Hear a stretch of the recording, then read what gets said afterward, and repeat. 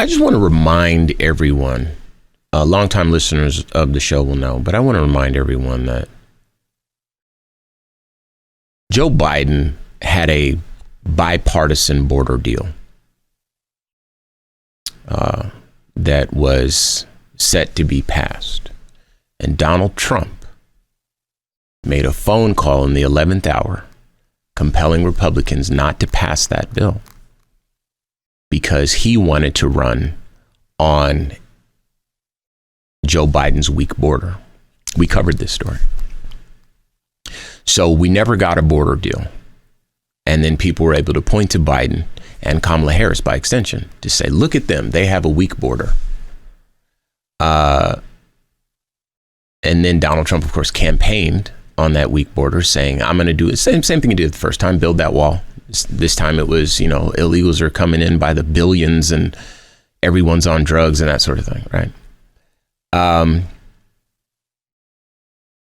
And then once he got elected, because anti-immigration sentiment had reached a fever pitch, he had to launch this Gestapo endeavor to round up people. And then they had to put numbers, quotas, on the amount of people they were rounding up, because indeed, this country was not full of the worst criminals. It just wasn't. A lot of the people that are here have migrated here. A lot of the people that they've been rounding up have been people that have worked here for a long time. They pay taxes, cannot receive the benefits from those taxes. These are facts. But because technically they are in violation, committing a civil infraction because they have not received their citizenship yet. People don't know that sometimes it takes decades to get your citizenship. Every 4 years, there's a new administration and you have to start over from the beginning. It's a long, tedious process, right? If you came here as a small child and lived your whole life here, you know what I mean? Technically speaking, you could be considered illegal.